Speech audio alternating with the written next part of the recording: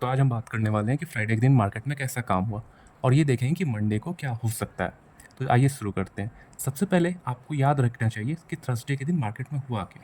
Market में 2570 के level पे थर्सडे के दिन ओपनिंग होती है और 2513 तक एक रेंज का फॉर्मेशन होता है और इसी रेंज में मार्केट वर्क करती है। अगेन मंडे के दिन ये लेवल रेजिस्टेंस का काम करता है। क्यों? क्योंकि मार्केट इस लेवल के नीचे ओपन होती है।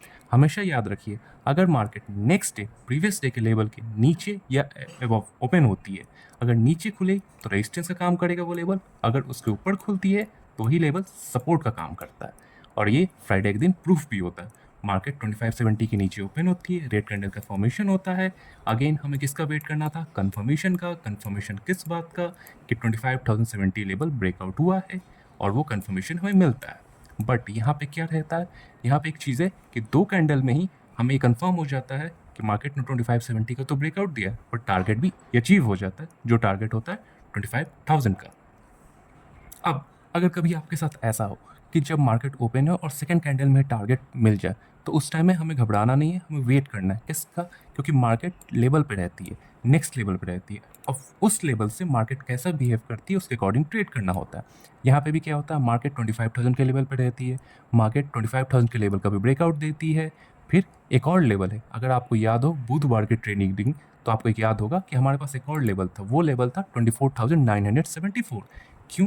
क्योंकि ये जोन का फॉर्मेशन उस दिन हुआ था। मार्केट उस दिन 24,900 से एक अपवर्ड मूवमेंट शो करती है और फिर 25,000 से एक रेजिस्टेंस होता है और रेजिस्टेंस आके सपोर्ट कहाँ लेता है? 24,974।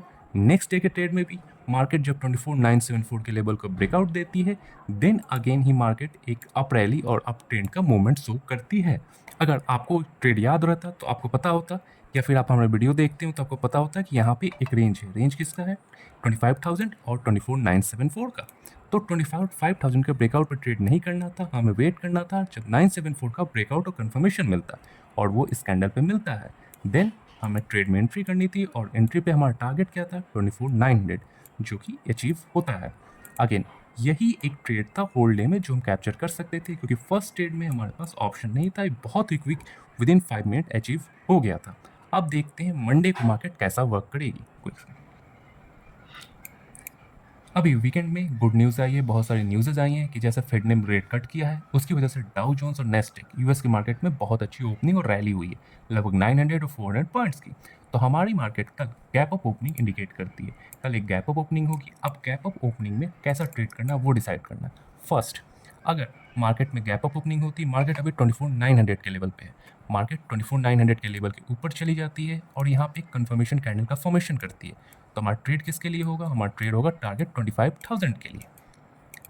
अगर मार्केट में एक गैप अप ओपनिंग होता है और फिर एक रिट्रेसमेंट आता है, रिट्रेसमेंट में मार्केट 24,900 के लेवल का ब्रेकआउट देती है और कंफर्मेशन देती है, तो हम एक डाउन साइड के ट्रेड में एंटर करेंगे और हमारा टारगेट होगा 24,815। तो यानी कल के लिए जो हमारा लेवल है वो है 25,000 से लेके 24,900, ये हमारा कल का लेवल है। इसके बीच में हम कोई ट्रेड नहीं लेंगे। अगर मार्केट 25,000 के लेवल का ब्रेकआउट देती है तो अपसाइड डायरेक्शन, नीचे के साइड में ब्रेकआउट देती है 24,900 तो डाउन साइड डायरेक्शन में, और हमारा लेवल क्लियर है।